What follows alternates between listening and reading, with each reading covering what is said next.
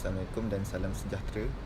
Kami daripada kumpulan 1 akan mengupas tentang pengenalan penghayatan ilmu etika dan peradaban dalam acuan Malaysia. Etika berasal daripada Yunani iaitu ethos yang bermaksud watak, piawaian yang berasaskan betul dan salah terhadap perbuatan atau tingkah laku seseorang dalam melaksanakan kewajipan manusia. Berkait rapat dengan nilai-nilai moral yang menjadi pegangan seseorang individu atau kumpulan masyarakat dalam menentukan perbuatan atau tingkah laku masing-masing. Peradaban diambil daripada kata dasar bahasa Arab tamadana atau madana, mengandungi erti pemilihan sesuatu lokasi sebagai tempat tinggal, membangun sesuatu kawasan hingga menjadi suatu perbandaran. Dari perspektif Islam, peradaban dikaitkan dengan perkataan umburan, adab, dinun dan dainun. Melayu. Perkataan Melayu berasal daripada istilah Sanskrit iaitu Malaya. Alam Melayu terdiri daripada 3 iaitu Indok, Nusantara dan Nisapura. Sejarah Melayu. Rekod-rekod arkeologi menunjukkan bahawa tanah Melayu telah diduduki sejak zaman Pleistocene. Kedibaan Peroka dari utara tahun 2500 hingga 1500 sebelum Masihi telah berlakunya kesan terhadap geografi tanah Melayu.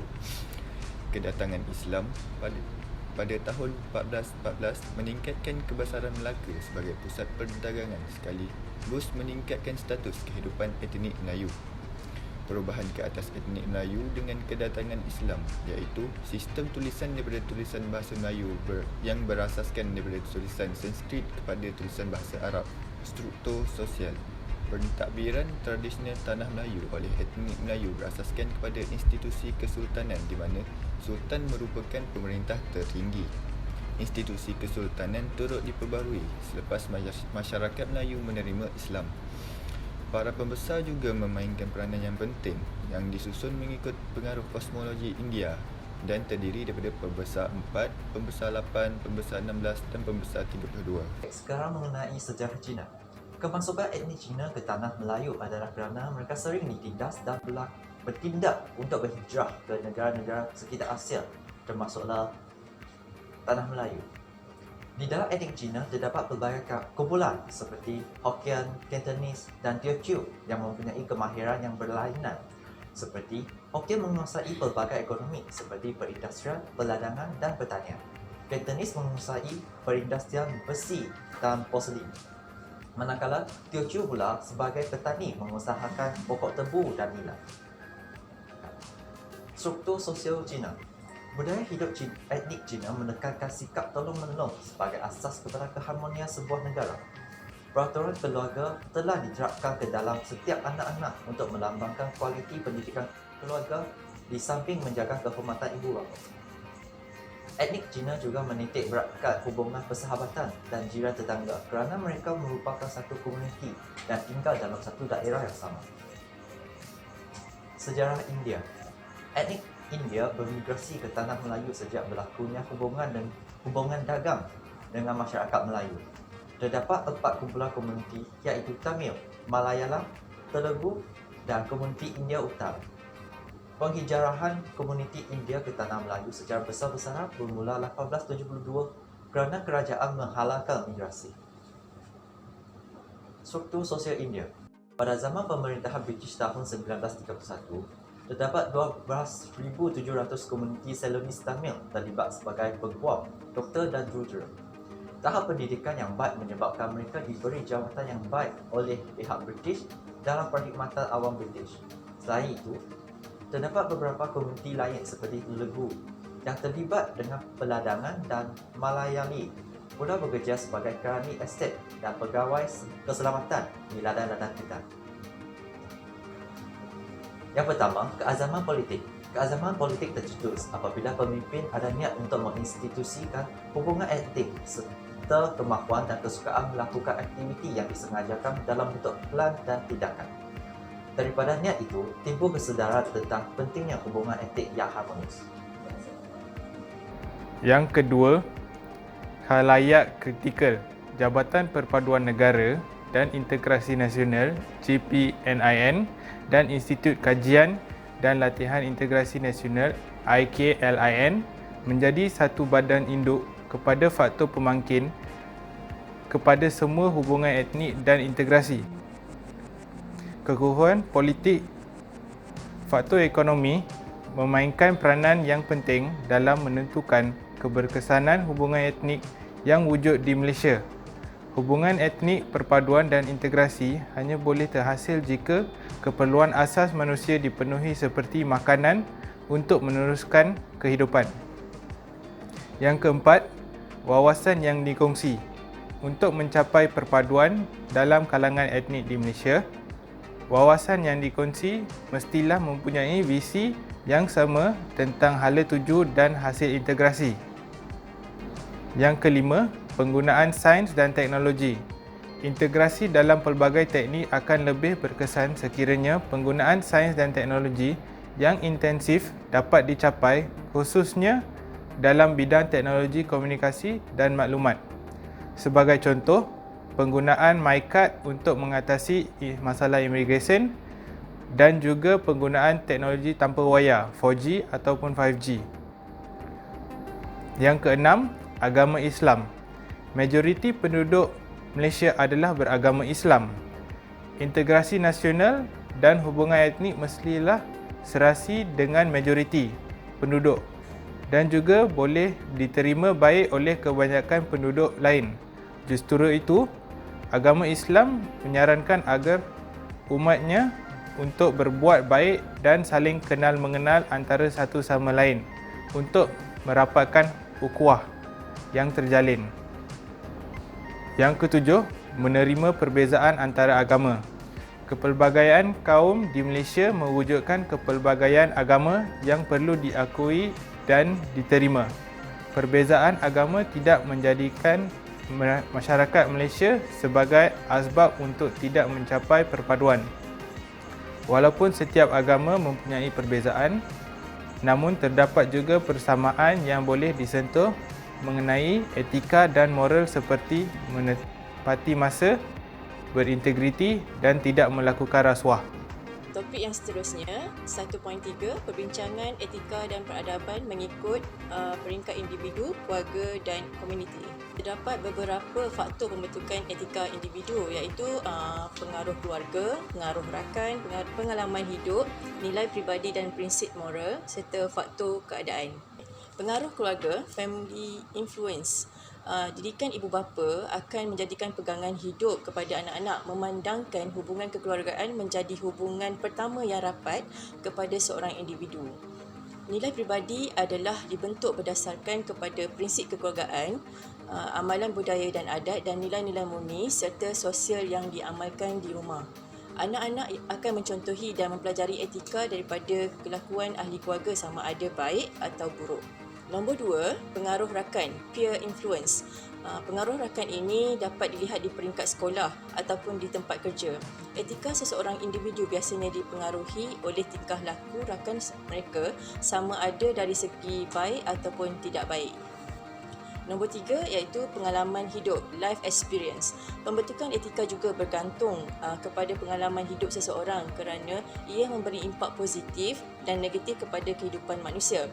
Contohnya, sekiranya perbuatan mereka mengambil rasuah tidak dilaporkan dan tiada tindakan undang-undang diambil, maka seseorang akan beranggapan ia adalah betul dan tidak menjadi satu kesalahan.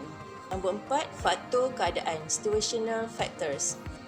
Tingkah laku dan etika boleh berubah apabila faktor keadaan mempengaruhi tindakan seseorang.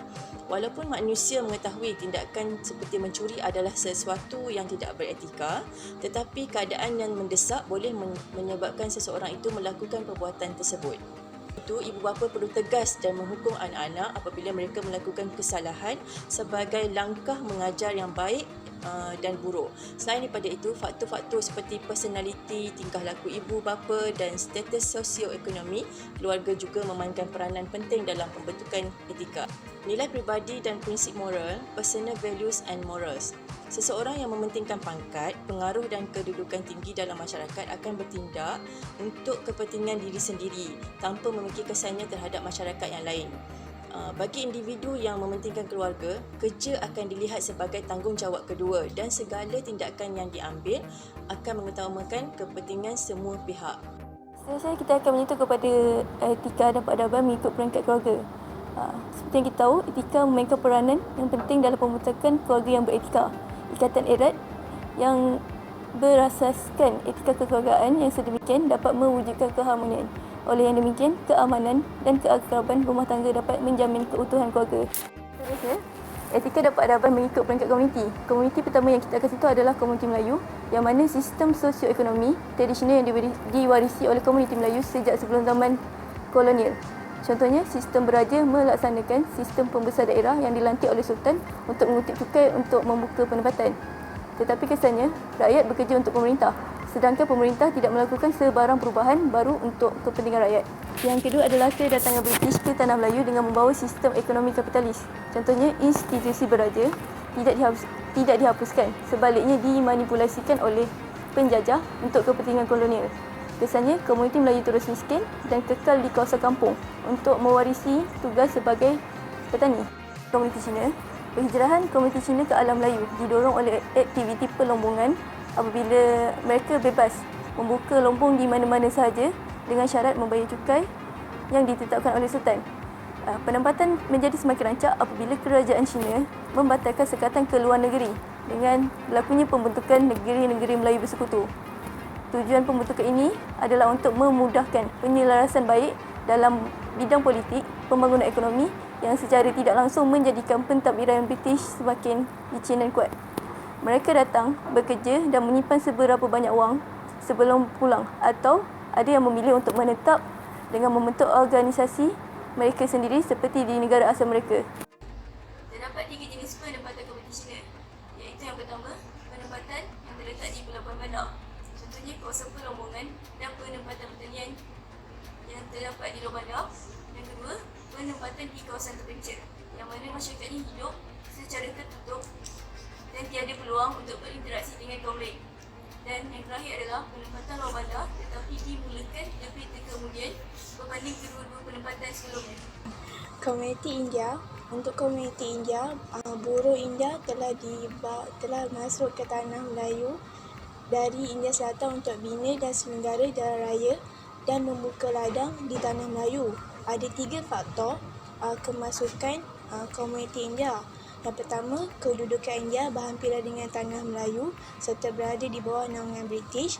Yang kedua, dianggap sebagai masyarakat yang menurut perintah dan tahan lasak. Dan yang ketiga, kebanyakan berasal daripada golongan sosial yang berstatus rendah ataupun kasta rendah. Seterusnya, topik 1.4 menceritakan tentang perbincangan etika dan peradaban mengikut konteks masyarakat, pasaran dan negara. Untuk dalam konteks masyarakat ialah kumpulan di mana manusia hidup dalam bersama di suatu tempat dengan aturan dan cara tertentu. Jaringan erat wujud dalam kalangan anggota khususnya melalui hubungan yang bersemuka. Daripada pergaulan ini terdapat pola hubungan sosial yang berhubung. Contohnya gotong royong, kenduri kahwin ataupun merayakan suatu perayaan. Dalam konteks Malaysia, perhubungan harmonis antara pelbagai etnik membina masyarakat Malaysia yang teguh. Kajian kemanusiaan telah menegaskan bahawa kebudayaan tidak wujud tanpa masyarakat. Dalam konteks pasaran, modernisasi adalah satu proses transformasi atau perubahan dalam aspek kehidupan masyarakat yang harus ditempuh oleh semua bangsa dan negara. Perubahan yang dialami oleh suatu masyarakat dapat berlangsung sama ada berencana atau tidak. Perubahan berencana ialah satu proses yang mempunyai matlamat, kaedah dan penetapan ukuran pencapaian sebelum perubahan dilaksanakan. Malaysia ingin mencapai sasaran atau matlamat pembangunan ekonomi dengan mewujudkan masyarakat perindustrian. Peringkat awal pembangunan ekonomi tertumpu kepada peningkatan prasarana ekonomi, pembangunan pertanian dan industri gantian import. Pada tahun 1960-an, pembangunan ekonomi diasaskan kepada pembangunan teknologi dan peralihan daripada industri gantian import kepada industri ekspor. Yang ketiga, dalam konteks negara. etika dan peradaban dalam konteks negara boleh berlaku bila mana adanya integrasi dalam kalangan rakyat. Pada zaman penjajahan tanah Melayu, dalam integrasi dalam kalangan rakyat tidak diamalkan. Sebaliknya, segregasi telah berlaku kerana dasar pecah dan perintah yang diamalkan oleh British. Integrasi dalam kalangan rakyat boleh berlaku apabila etika dan nilai-nilai bumi seperti tolong-menolong, berdisiplin, kerjasama telah diterapkan sejak kecil kepada generasi akan datang. Akhir sekali, apabila integrasi dalam kalangan rakyat dapat dibentuk, secara semula jadinya negara Malaysia akan mempunyai sebuah masyarakat yang harmonis dan beretika. Terima kasih.